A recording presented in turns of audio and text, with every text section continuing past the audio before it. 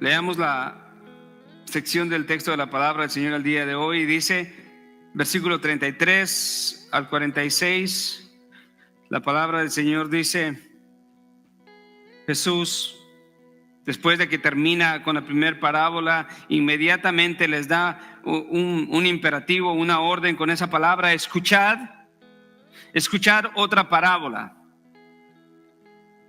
Recordamos que él había hecho una pregunta a los líderes judíos y ellos no la contestaron. Y como resultado les da una parábola y ahora les dice: escuchen otra parábola. Y la parábola dice así: había una vez un hacendado que plantó una viña y la cercó con un muro y cavó en ella un lagar y edificó una torre, la arrendó a unos labradores y se fue de viaje. Cuando se acercó el tiempo de la cosecha, envió a sus siervos a los labradores para recibir sus frutos. Pero los labradores, tomando a los siervos, a uno lo golpearon, a otro lo mataron y a otro lo apedrearon. Volvió a mandar otro grupo de siervos mayor que el primero y le hicieron lo mismo. Finalmente les envió a su hijo diciendo: respetarán a mi hijo. Pero cuando los labradores vieron al hijo, dijeron entre sí: este es el heredero, venid, matémoslo y apoderémonos de su heredad. Y echando mano, lo arrojaron fuera de la viña y lo mataron. Seguidamente Jesús le hace una pregunta a estos líderes judíos y les dice: cuando venga pues el dueño de la viña, ¿qué hará a esos labradores? Jesús le pregunta. ¿Qué piensan ustedes que el dueño de la viña hará a esos labradores? Escuche la respuesta de estos líderes judíos. Ellos dijeron: llevará a esos miserables a un fin lamentable y arrendará la viña a otros labradores que le paguen los frutos a su tiempo. Inmediatamente Jesús les dice, al escuchar la respuesta de ellos: ¿nunca leísteis en las Escrituras la piedra que desecharon los constructores? Esa piedra, esa en piedra angular se ha convertido. Esto fue hecho de parte del Señor y es maravilloso a nuestros ojos. Por eso le dice: os digo que el reino de Dios os será quitado y será dado a una nación que produzca sus frutos. Y el que caiga sobre esta piedra será hecho pedazos, pero sobre quien ella caiga lo esparcirá como polvo. Al oír sus parábolas, los principales sacerdotes y los fariseos comprendieron que hablaba de ellos. Y cuando pasó esto, procuraron prenderle. Tuvieron miedo de la multitud porque le tenían por profeta. Palabra de Dios. El mensaje está titulado: Dios tiene el control de su reino.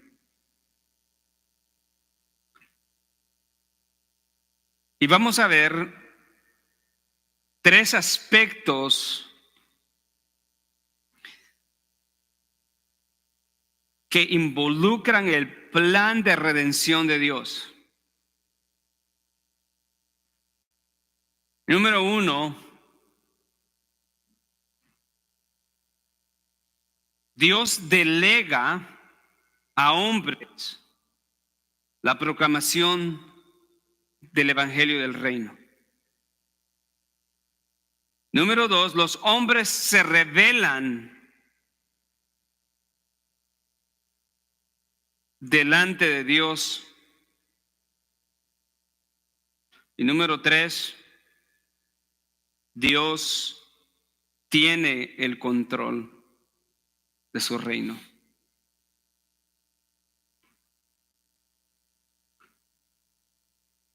Si pudiera ir conmigo, podemos, a manera de dar inicio, a Isaías 5, capítulo 1, versículo 1 al 7.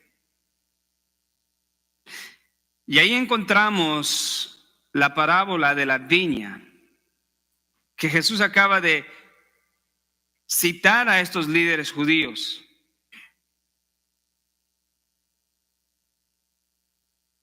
Dice Isaías 5, 1 al 7, dice: cantaré ahora a mi amado el canto de mi amado acerca de su viña.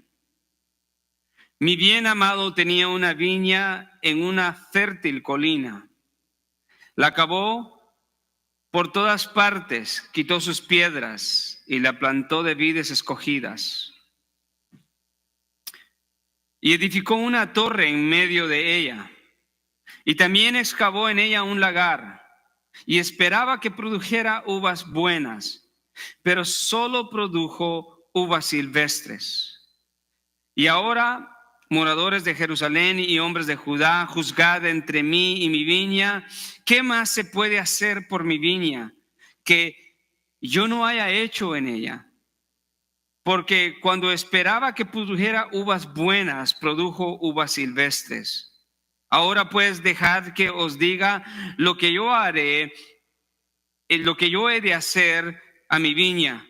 Quitaré su vallado y será consumida. Derribaré su muro y será hollada. Y haré que quede desolada. No será podada ni labrada y crecerán zarzas y espinos. También mandaré a las nubes que no derramen lluvia sobre ella. Ciertamente, el versículo 7 dice: ciertamente la viña del Señor de los ejércitos es la casa de Israel, y los hombres de Judá su plantío delicioso. Él esperaba equidad, pero he aquí derramamiento de sangre, justicia, pero he aquí clamor. Claramente la parábola que Jesucristo acaba de citar a los líderes judíos tiene un mensaje. Como toda parábola, una parábola tiene el propósito de darnos un principio espiritual.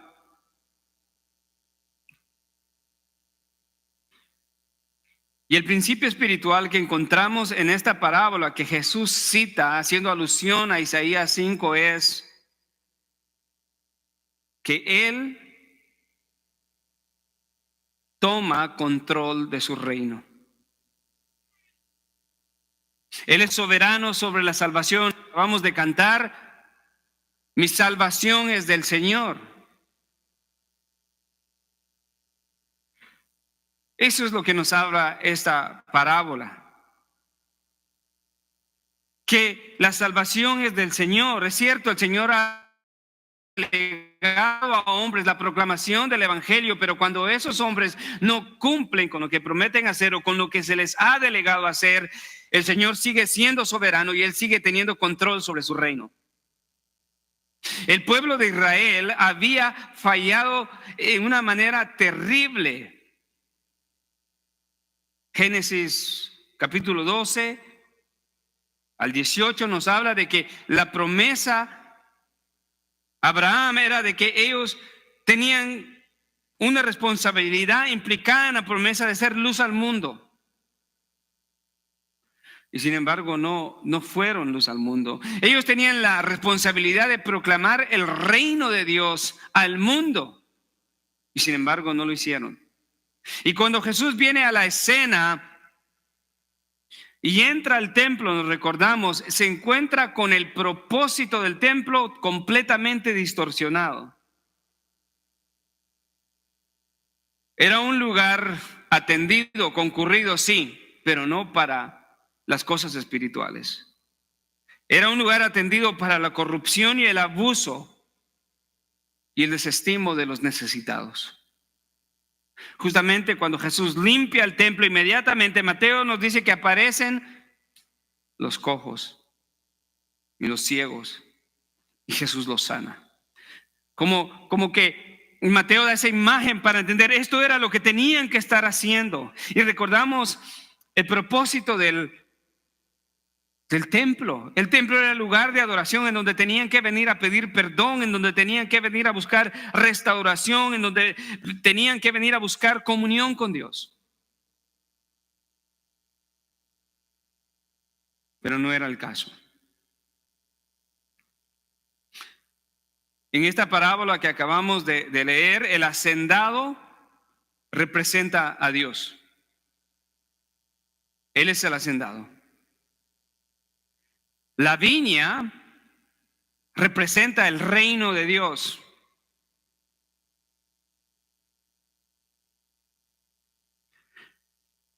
Los labradores representan a los líderes espirituales del pueblo de Israel. Los siervos mencionados aquí en esta parábola representan a todos aquellos profetas del Antiguo Testamento que Dios envió con el mensaje urgente y amoroso para Israel, diciéndoles: vuélvanse,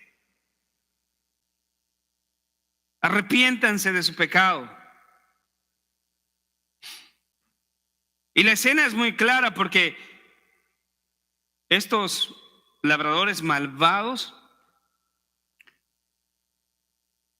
golpeaban y mataron a los siervos. Y leyendo el Antiguo Testamento entendemos cómo Israel hizo lo mismo con sus profetas.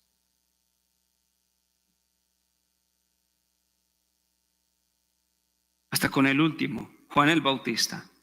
Juan el Bautista, algunos piensan que es un profeta del Nuevo Testamento, pero en realidad Juan el Bautista fue un profeta antes de la crucifixión de Cristo y antes de la institución de la iglesia. Así que Juan es un profeta del Antiguo Testamento. Y hemos visto en Mateo cómo trataban a los profetas. ¿Qué pasó con Juan el Bautista? Fue decapitado por hablarles la verdad de su inmoralidad.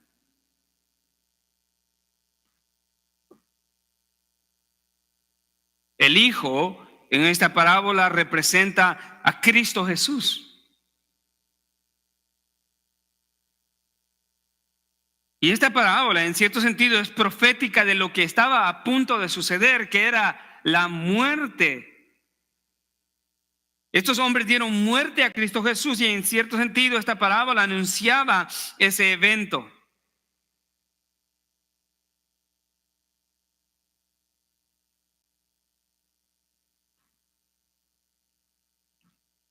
Y tristemente, los hechos en el versículo 38 y el versículo 39 nos dan la imagen exactamente de lo que sucedió. Léalo conmigo. Versículo 37 al 40, pero finalmente les envió a su hijo, el labrador, el hacendado. Que el hijo del hacendado fuera, era como que el mismo hacendado fuera. Y él dijo: respetarán a mi hijo. Pero cuando los labradores vieron al hijo, dijeron entre sí: este es el heredero. Venid, matémoslo y apoderémonos de su heredad. Y echándole mano. Esta frase se usa mucho cuando querían echarle la mano a Jesús, a atraparlo, agarrarlo, arrestarlo. Lo arrojaron fuera de la viña y lo mataron. Jesús fue muerto fuera de Jerusalén, fuera de la ciudad. Es una imagen clara. Y la pregunta de Jesús a ellos es: cuando venga pues el dueño de la viña, ¿qué hará con estos labradores? Muy bien. Esta parábola que Jesús dirige a estos líderes, sabiendo cada uno de sus detalles y el propósito de la parábola, nos habla primeramente acerca de la delegación, el encargo privilegiado de que Dios le había dado al pueblo de Israel de proclamar el reino de Dios a las naciones.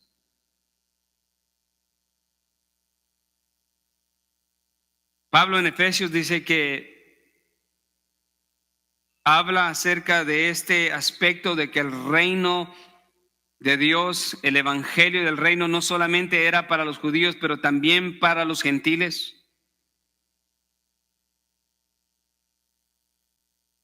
Y uno se pone a pensar si los líderes judíos evitaban proclamar el reino de Dios a su propio pueblo, ¿cómo lo iban a proclamar a los gentiles, a nosotros? Lo habían pervertido a tal manera que ni a su propio pueblo, ni a sus conciudadanos estaban siendo piedra de tropiezo para su gente. Pero esta parábola nos habla y representa el encargo que Dios le había dado a Israel. Y esta parábola en su inicio nos muestra también el carácter soberano, diligente y amoroso de Dios. En primer lugar, Jesús dice que este era un hacendado, era un hombre que estaba en poder. Un hacendado en esos tiempos eran hombres de mucho dinero, eran ricos. Se acostumbraba que los hacendados tenían tierras y no querían tenerlas muertas o sin ninguna clase de uso, y ellos invertían dinero para poder limpiar la tierra, cavar pozos y que la gente viniera y arrendara las viñas y pudieran producir el fruto, uvas, y pudieran hacer vino. La ganancia del hacendado era que el hacendado en el tiempo de la cosecha recibía un 25% de la cosecha. Era un buen negocio para ellos.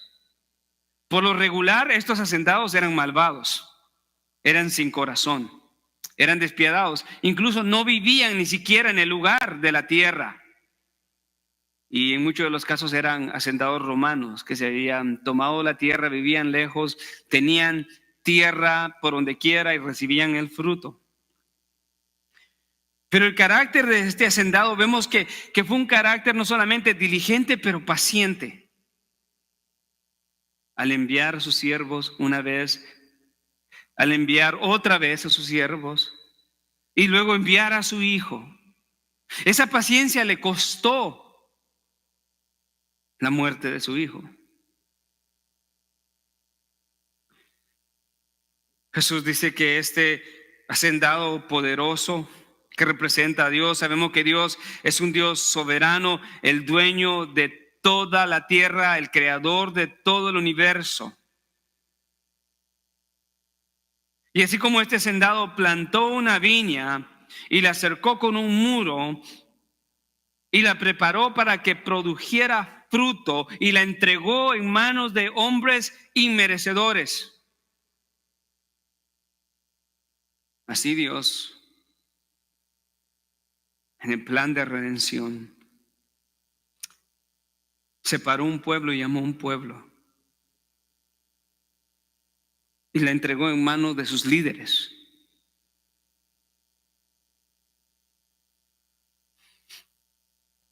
Aquí el sentido de la delegación lo vemos en el sentido de que este hacendado en la parábola preparó todo, era su tierra, la limpió, cavó pozos, puso una torre para vigilar, que era costumbre para ver a los animales o las fieras que venían, o a los ladrones cuando querían venir y robar en el viñedo. Y se fue. No debemos de entender que esto quiere decir que Dios delegó a los hombres la proclamación del reino y se fue de viaje y no le importó más. Vemos a través de todo el Antiguo Testamento la presencia de Dios, el amor de Dios y el cuidado de Dios a través de sus obras, a través de sus jueces, profetas, guiando siempre al pueblo de Israel. Pero la palabra se fue de viaje, o esa frase lo que nos da a entender es de que él delegó y confió en manos de los hombres. Y él esperaba fruto. Este hacendado nos dice en el versículo 34 que cuando se acercó el tiempo de la cosecha, envió a sus siervos, a los labradores, para recibir sus frutos.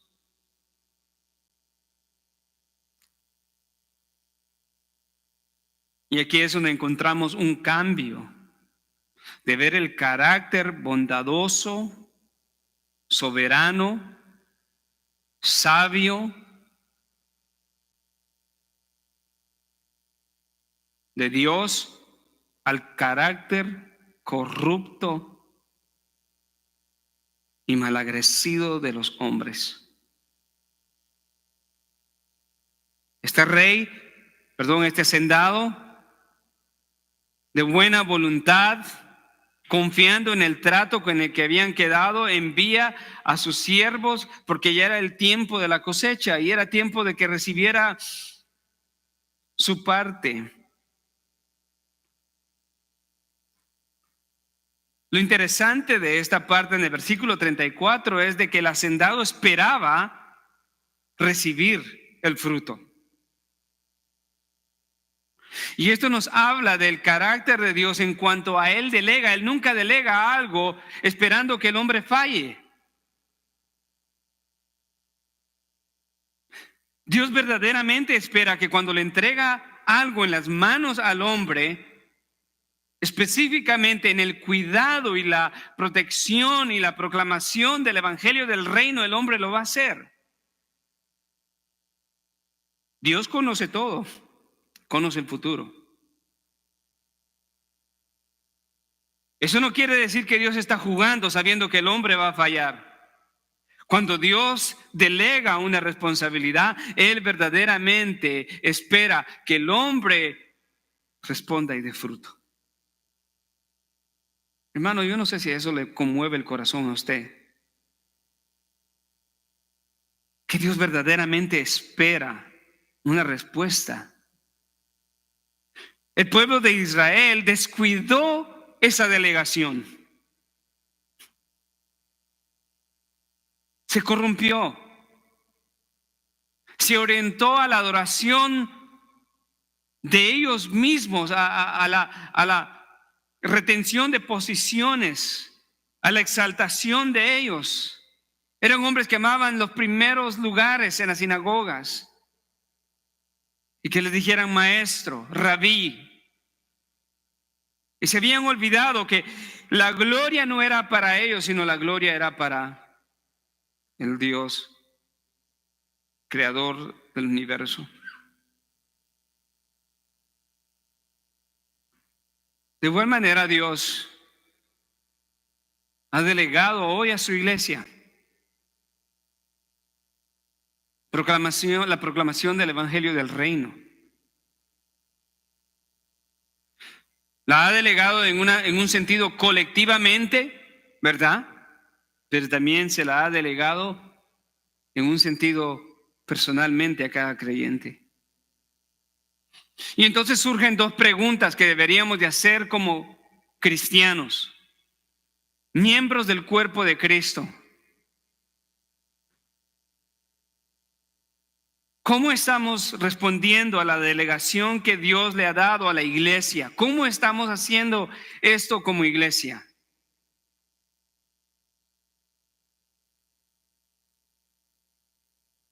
Y las preguntas obvias deberíamos debería ser una lista de preguntas. Señor, ¿estamos proclamando el evangelio del reino con libertad, sin estorbo, o estamos siendo piedra de tropiezo en la proclamación del evangelio del reino?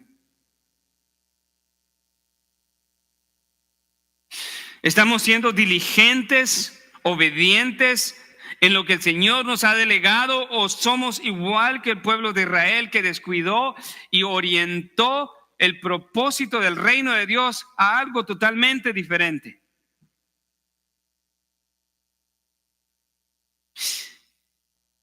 Hay algo que la parábola también nos hace resaltar, y es la importancia del tiempo. Hay un tiempo en el que el Señor vendrá y hará una demanda de cada uno. En la parábola, la imagen es que el tiempo de la cosecha se acercó y Él envió a su siervo para colectar los frutos y no encontró fruto, casi que igual a la higuera falsa.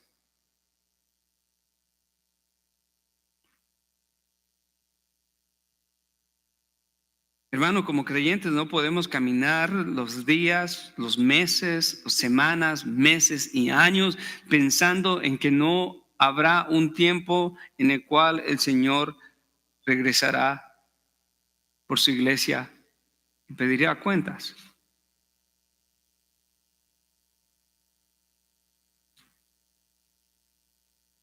¿Por qué el Señor dejó esta parábola escrita?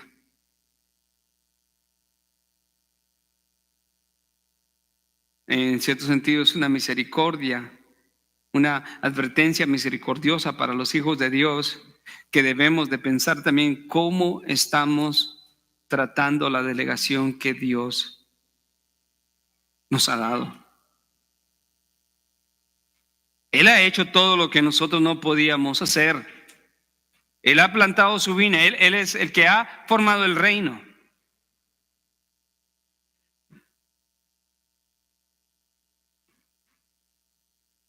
Él ha expiado por los pecados del hombre.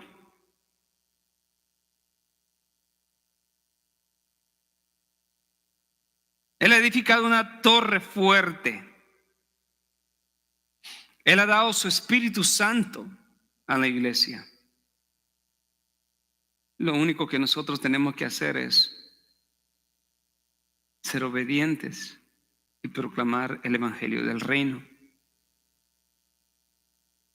Estos hombres en la parábola no lo hicieron. Cuando se acercó el tiempo de la cosecha, el hacendado envió a sus siervos y los labradores no le dieron nada. ¿Qué fue lo que hicieron en el versículo 35 los labradores? Pero los labradores, tomando a los siervos, a uno lo golpearon y a otros lo mataron y a otro lo apedrearon. 36. En su paciencia este hacendado, esa acción era suficiente para que el dueño de la tierra mandara más siervos y hiciera justicia por tremenda acción tan perversa.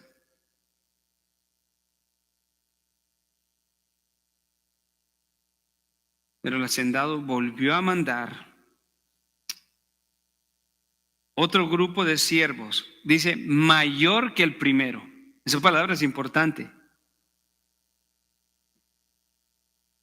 ¿Por qué mandaría a este hacendado mayor? Pues quería hacer recapacitar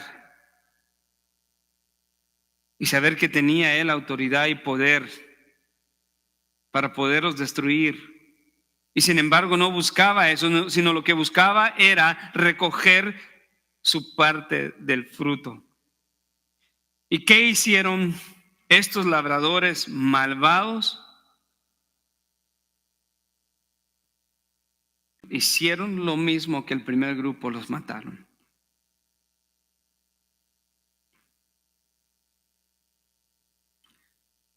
Quizás ninguno de nosotros anda matando evangelistas, ¿verdad? O pastores o maestros de la palabra.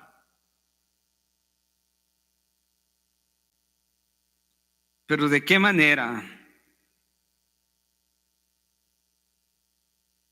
estamos obedeciendo o estamos resistiendo a las demandas de Dios que tenemos cada uno de los creyentes en la proclamación del evangelio del reino? Una vez más, Dios ha dado una delegación a los miembros del reino en la proclamación del evangelio, esperando que den frutos.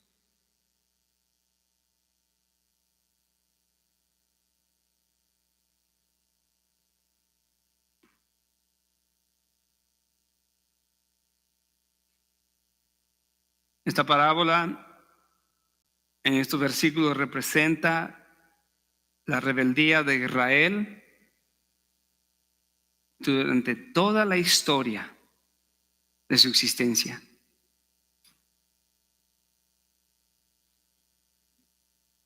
En donde abandonaban el pacto de Dios, pecaban en contra de Dios, se levantaban jueces, reyes, profetas, por la misericordia de Dios los mataban y otra vez caían en ese círculo de maldad.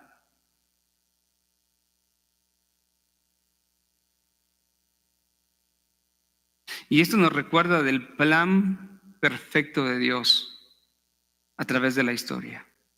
Y que sí es cierto que el Señor ha delegado al hombre una responsabilidad y un maravilloso privilegio. Sin embargo, Dios no se apoya del hombre para llevarlo a cabo. Ningún rey de Israel cumpliría con los requisitos del verdadero rey. Ningún sacerdote podría cumplir con todos los requisitos del verdadero sacerdote Cristo Jesús.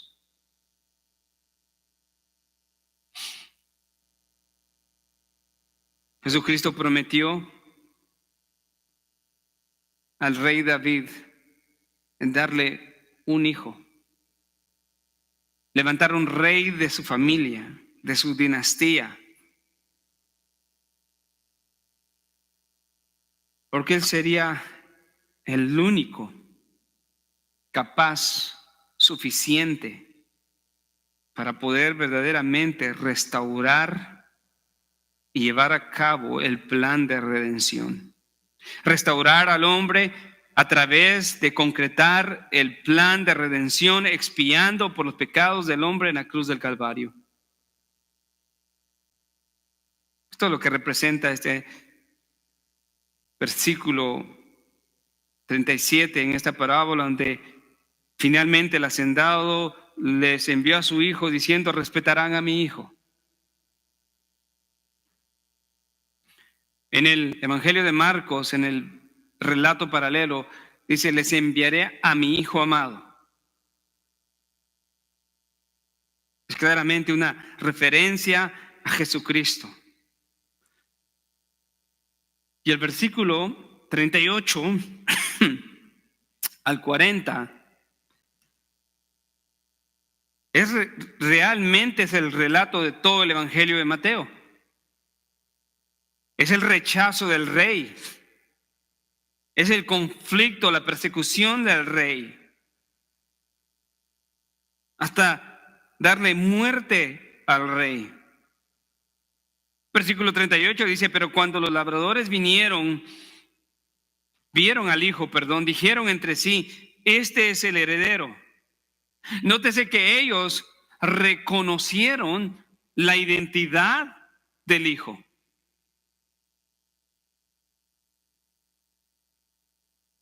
El pueblo de Israel, los líderes judíos, no creyeron porque no tuvieran evidencia de quién era Jesús. Todo lo que Jesús hacía, desde la enseñanza con autoridad, el poder sobre la enfermedad, el poder y control sobre el mundo espiritual, resucitar muertos, dar vista a los ciegos, dar el habla a los mudos, levantar paralíticos, era señal de que era el Mesías.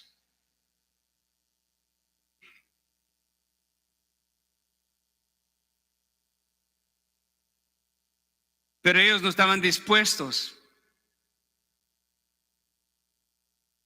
a dejar su versión del reino, la adoración del yo, por el Hijo de Dios.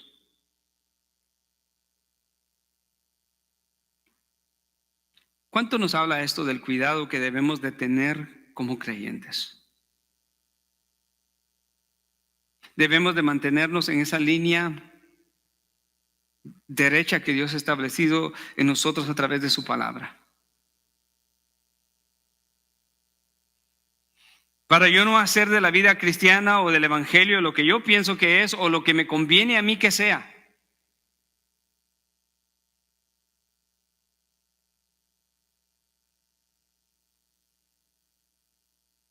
No.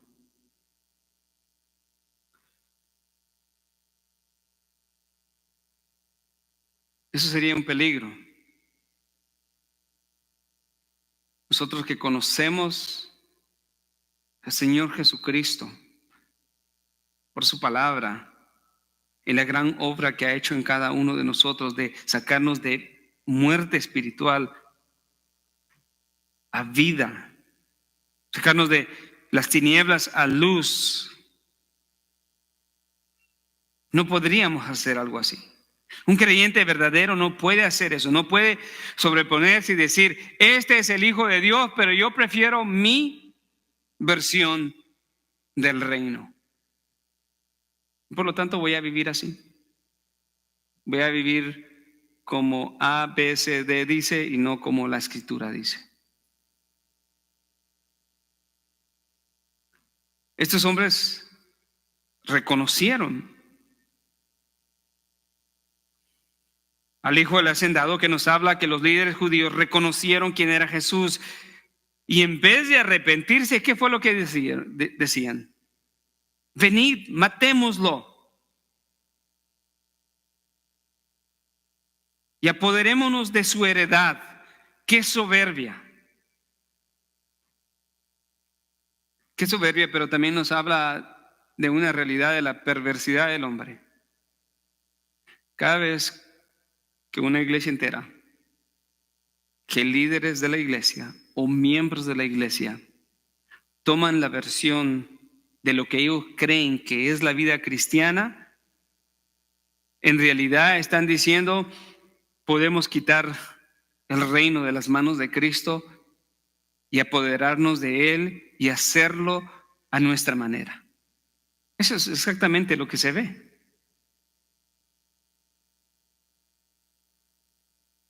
Hombres, denominaciones enteras, iglesias enteras, individuos, haciendo siempre su voluntad,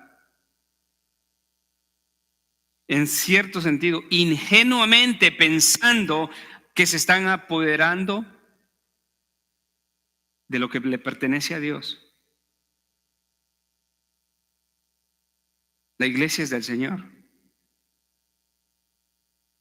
Él es el único que tiene autoridad para establecer la pauta de cómo la iglesia debe de ser. Él es el que decide cómo debe de ser una iglesia, no mis gustos, no mis preferencias. Él es el que bíblicamente podemos entender a través de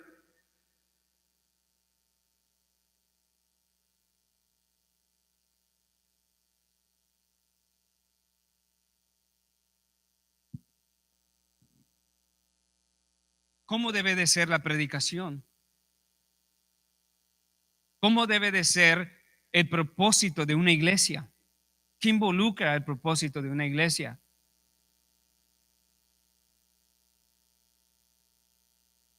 La adoración de Dios, la edificación de los santos y la evangelización de los perdidos.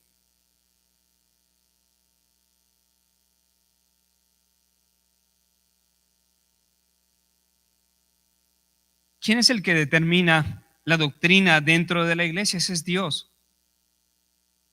Porque es su reino, es su heredad. Él establece lo que hemos de creer. Está en los 66 libros de su palabra.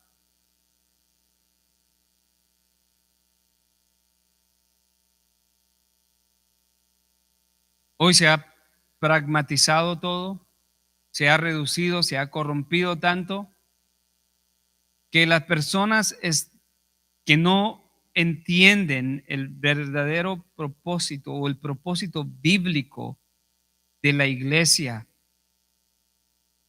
sobrecontextualizan a la iglesia y terminan haciendo dentro de la iglesia payasadas.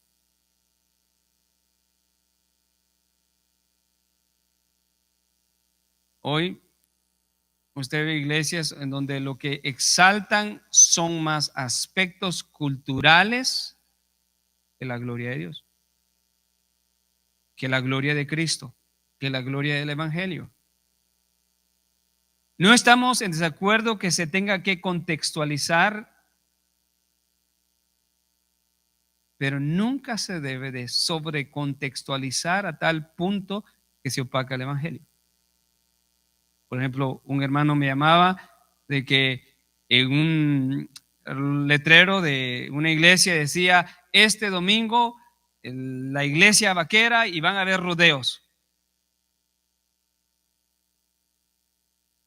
Bueno, y todos llegan como vaqueros, con sombrero y botas, y bueno, ahí la adoración se la están dando a la cultura vaquera.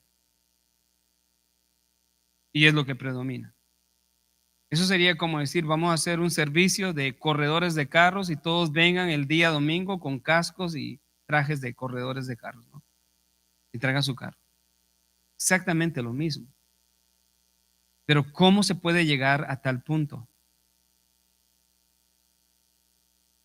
¿Cómo es que yo puedo hacer que el domingo, en vez de que sea un día solemne de adoración y de proclamación, en donde expresamos los elementos de la adoración,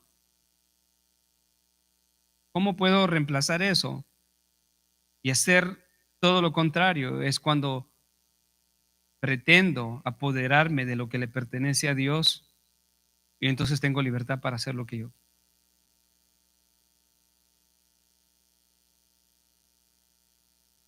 Estos hombres dijeron: apoderémonos de su heredad.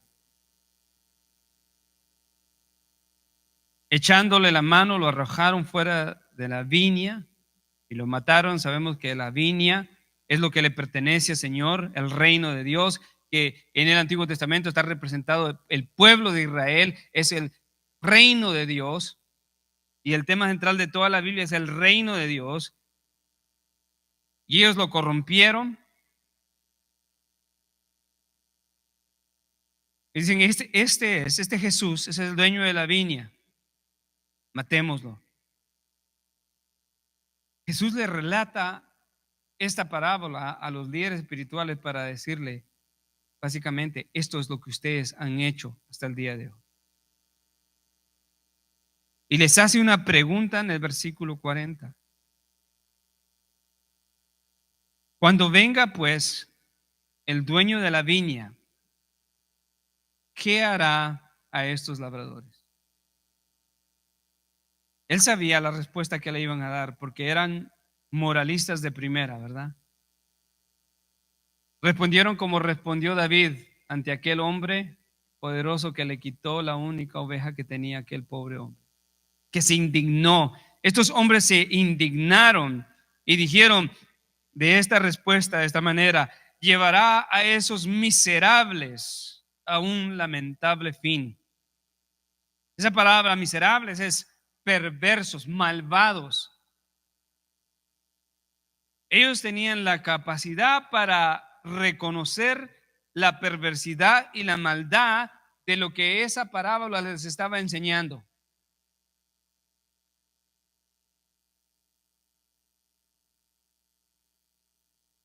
Ellos entendían muy bien lo bueno de lo malo, lo correcto de lo incorrecto. Sin embargo, como dice Isaías, le llamaban a lo malo bueno, a lo bueno malo. Respondieron firmemente: llevará a esos miserables a un fin lamentable y le dará la viña a otros labradores para que le paguen los frutos a su tiempo.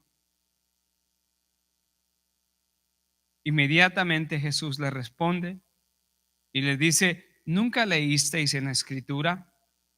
Es una referencia al Salmo 118, 22. La piedra que desecharon los constructores, esa en piedra angular se ha convertido. Y añade esta alusión al Salmo 118 y dice: esto fue hecho de parte del Señor. y es maravilloso en nuestros ojos. Si Dios ha delegado a los hombres se han rebelado en contra de Dios, queriéndose apoderar de lo que le pertenece únicamente a Él. Pero el Señor no lo deja así, Él toma el control.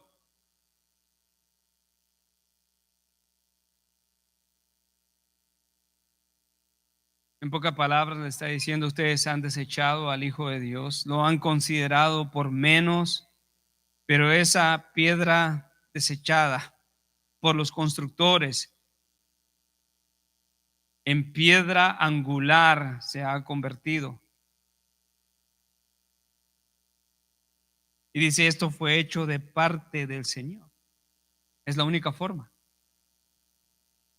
No es de parte del hombre, porque el hombre se corrompe. El hombre pervierte, corrompe. Y esto es maravilloso a nuestros ojos.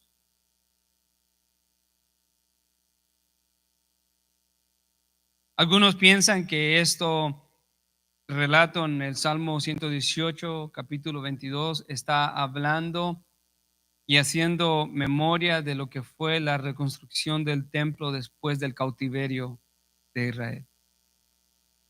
En Esdras se relata la situación de el pueblo de Israel construyendo el templo que había sido destruido, y algunos lloraban y otros gritaban de alegría.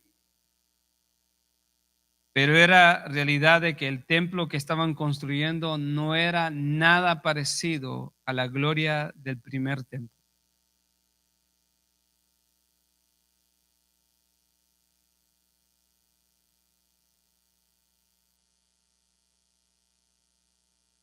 No tenía su gloria, ni su belleza, ni hermosura. Pero el libro de Hechos, si va conmigo, Hechos 4:11. También hace referencia a esto, en donde Pedro acá, después de la proclamación del Evangelio, cuando se convirtieron más de 3,000, sigue proclamando el Evangelio del reino y escuche, le llama a los líderes judíos constructores, que hace conexión con nuestro texto. Y dice, este Jesús es la piedra desechada por vosotros los constructores, pero que ha venido a ser la piedra angular. En otras palabras, los líderes judíos eran los constructores,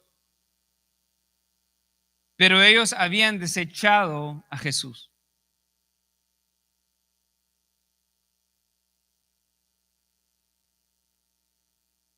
Y ahora entonces vemos de que estos constructores falsos, perversos, dieron paso para que Dios sea constructor.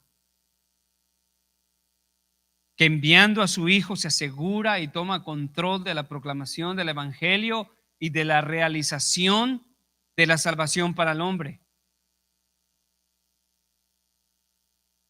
Él envió a su Hijo. Él escogió a los hombres desde la eternidad. Los predestinó.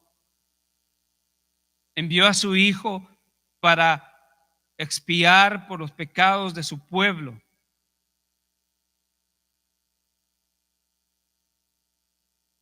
Y es solamente a través de la fe en ese sacrificio maravilloso y precioso del Hijo de Dios, la piedra desechada que se vino y se convirtió en la piedra angular, la piedra más principal.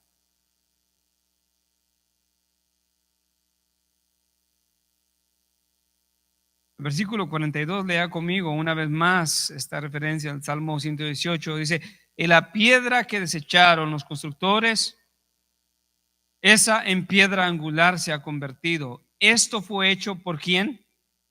De parte del Señor. Y es maravilloso.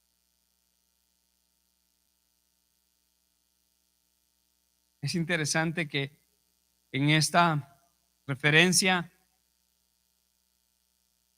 habla de esta manera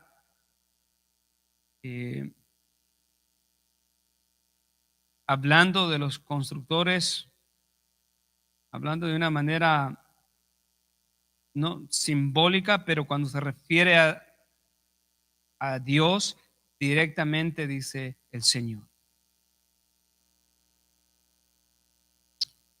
Y lo que Él ha hecho es maravilloso. Cristo iba a la cruz.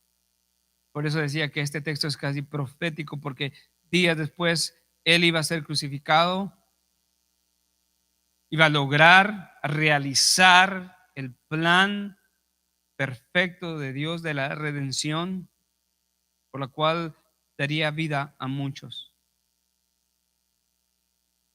Esto nos recuerda también un poco el libro de Efesios. Vaya conmigo a Efesios. Vamos a leer unos cuantos versos ahí porque es importante. El pueblo de Israel no había predicado el evangelio del reino de una manera pura e íntegra a su pueblo, ni mucho menos lo haría a las naciones. Y Pablo en Efesios 2:11, vamos a leer unos versículos, le dice a la iglesia en Éfeso: recordar pues que en otro tiempo vosotros los gentiles en la carne, llamados circuncisión por la llamada circuncisión hecha por mano de carne, recordar que en ese tiempo estaban separados de Cristo, excluidos de la ciudadanía de Israel, no eran parte del pueblo del pacto, extraños a los pactos de la promesa, sin tener esperanza y sin Dios en el mundo. Por eso que Dios no iba a dejar en manos de hombres la proclamación del reino, la realización de la salvación en la cruz del Calvario. Pero ahora, en el versículo 13, pero ahora en Cristo Jesús, vosotros que en otro tiempo estabais lejos, habéis sido acercados por la sangre de Cristo. Es una referencia al sacrificio, porque Él mismo es nuestra paz, quien de ambos pueblos hizo uno, derribando la pared intermedia de separación, aboliendo en su carne la enemistad, la ley y los mandamientos expresados en ordenanzas, para crear en sí mismo de los dos un nuevo hombre, estableciendo así la paz. Lo maravilloso de la obra de Cristo en la cruz del Calvario es que Dios no dijo: yo rompo mi pacto con el pueblo de Israel. Él no hizo eso y ahora hago un pacto con los gentiles que van a creer en mí. No, todo tenía que ser hecho de nuevo. Él dice: para crear en sí mismo de los dos un nuevo hombre, estableciendo así la paz con ellos. ¿Qué quiere decir?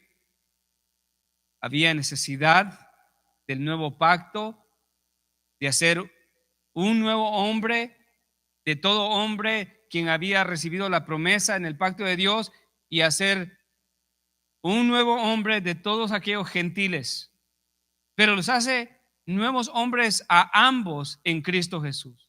Entonces no crea un pueblo judío ni un pueblo gentil, sino creó la iglesia.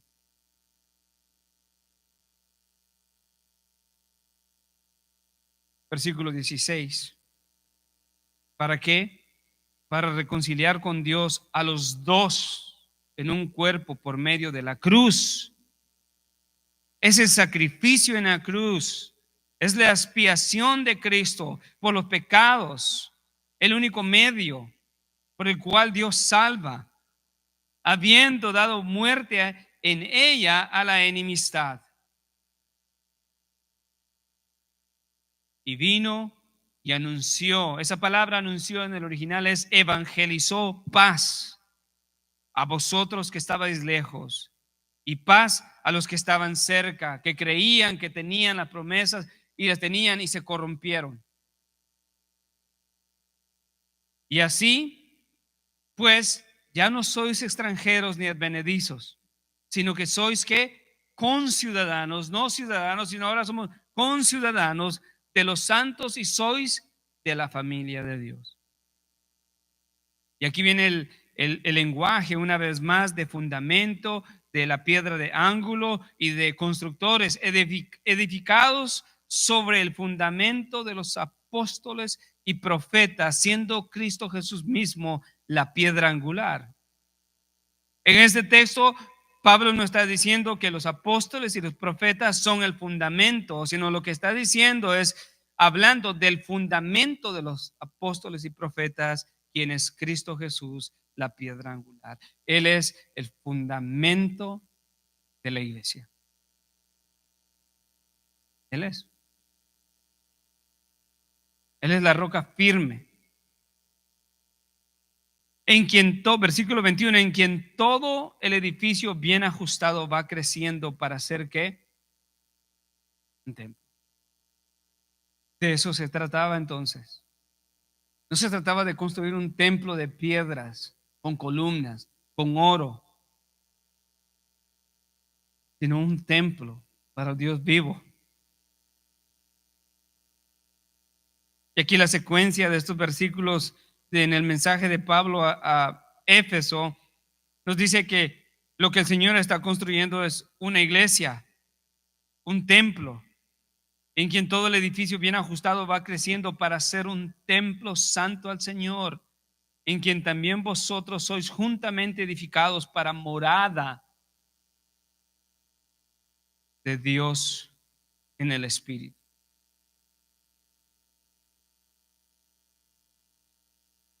Entonces importa. Dios tomó control y toma control de su reino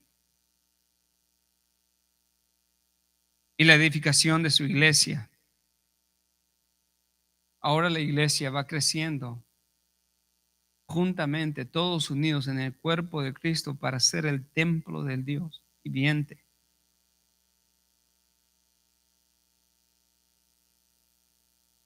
Al decir esto, el versículo 43, Jesús ahora les dice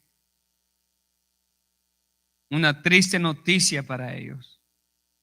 Por eso os digo que el reino de Dios os será quitado y será dado a una nación que produzca frutos. Ahora les está explicando el significado de la parábola. Les está aplicando, les está diciendo, por eso les digo que el reino de Dios les será quitado y será dado a una nación que produzca frutos. Algunos piensan que esto lo que significa es que les está diciendo de que le quitará a los líderes de la nación de Israel el reino de Dios, pero que eventualmente en el futuro se lo entregará otra vez a los líderes de la nación de Israel. Pero no puede ser posible, como muchos están de acuerdo. La Biblia nunca usa la palabra nación para referirse a Israel, sino más bien usa la palabra nación para referirse a los gentiles. En otras palabras, lo que Jesús está diciendo acá y hablando y prediciendo es que el reino de Dios y el mensaje del reino de Dios será quitado de los líderes del pueblo de Israel y ahora será entregado a la iglesia para que produzca frutos. Ahora, eso no quiere decir el cese de las promesas y de la fidelidad de Dios a Israel. Romanos 11 nos habla acerca de la restauración del pueblo de Dios, Israel, en el futuro. Pero lo que esto está diciendo, que por el descuido, la soberbia, la idolatría del yo y el rechazo de Cristo, el reino ha sido quitado de él y entregado a la iglesia para que produzca. Ese es el gran privilegio que usted y yo tenemos. Y no debemos de jactarnos, como dice Pablo en Romanos.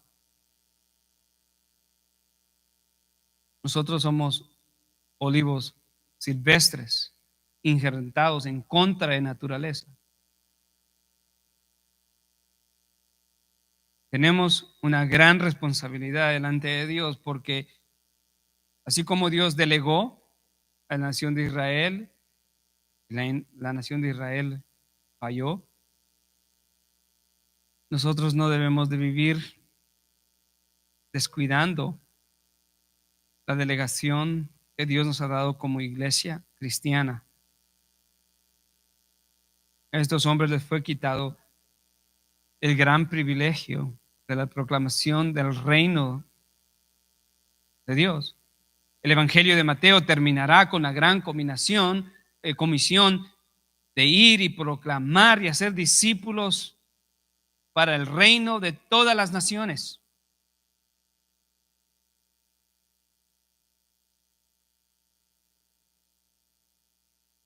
Versículo 44, y cerramos con esto. Les dice, el que caiga sobre esta piedra será hecho pedazos. Eso era exactamente lo que estaba sucediendo con los judíos. Estaban tropezando con Jesús, estaban siendo hechos pedazos.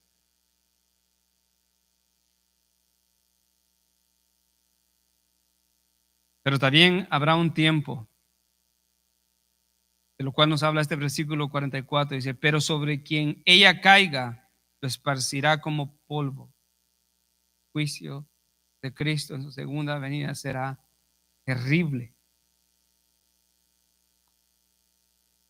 Al oír esto, al oír las parábolas, los principales sacerdotes y los fariseos comprendieron que hablaba de ellos. De alguna manera soberana, Dios permitió que esta parábola la entendieran, porque se recuerda que la enseñanza ha sido que Jesucristo enseñaba las parábolas para esconder la verdad de estos rebeldes incrédulos, pero también para impedir en su misericordia que pecaran más y que el juicio fuera más grande. Pero acá Dios abre su entendimiento y ellos escuchan las parábolas, estos principales sacerdotes y fariseos, los líderes espirituales de la nación, y comprendieron que hablaba de ellos. ¿Cuál debía de haber sido la respuesta de ellos ahí? Entendieron y reconocían quién era Él. Entendieron que estaba hablando del juicio que venía para ellos. Entendieron que Jesús les estaba diciendo, el reino que tanto esperan les será quitado. Y en vez de arrepentirse, procuraban matar. La parábola cumpliéndose inmediatamente. Este es el heredero. Prendámosle y matemos. Procuraban prenderle y tuvieron miedo de la multitud porque le tenían como profeta.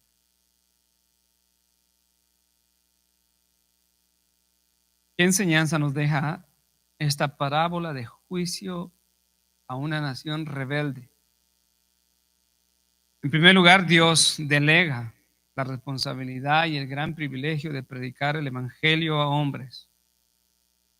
Y cuando los hombres se rebelan, Él toma el control, como lo demuestra esta hermosa parábola, en cómo Dios no dejó que la salvación estuviera en el hombre, sino la salvación es del Señor.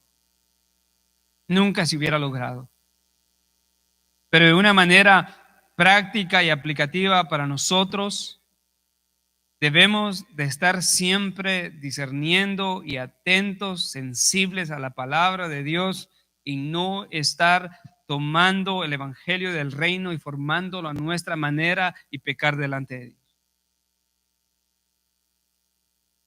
Yo no soy llamado a apoderarme del reino de Dios, sino a ser un miembro, un trabajador, un siervo del reino de Dios.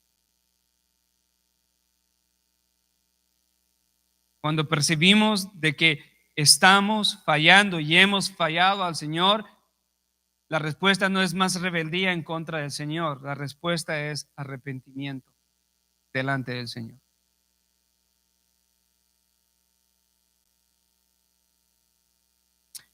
Gracias, Señor, por tu palabra. Te damos gracias por este maravilloso día, Señor, que nos permites estar expuestos a tu palabra bendita, y te agradecemos tanto, Señor, por hablarnos de una manera amorosa, clara, Señor. Reconocemos, Señor, que la única razón por la que hoy nosotros podemos gozar de la salvación es porque tú tomaste control, Señor. Y tú sigues tomando y teniendo el control, Señor, de la proclamación del reino. Te pedimos, Señor, que como hombres y mujeres de Iglesia Bíblica Emanuel, nosotros seamos, Señor, hombres con discernimiento, mujeres con discernimiento, hombres y mujeres sensibles a tu palabra, Señor, obedientes a tu palabra. Y que el gran privilegio, Señor, que nos has delegado y puesto en nuestras manos, Señor, no lo descuidemos, sino que elaboremos diligentemente, amorosamente, en la proclamación de tu palabra. Llevaremos a cabo eso, Señor, adorándote genuinamente, edificando a la iglesia, Señor, en cada momento posible, en cada oportunidad, proclamando el reino de Dios a los perdidos, que se conviertan y se arrepientan de sus pecados, que crean y se depositen su fe únicamente en Jesucristo, tu Hijo amado. Gracias, Señor. Amén. Amén. Muy bien, hermanos.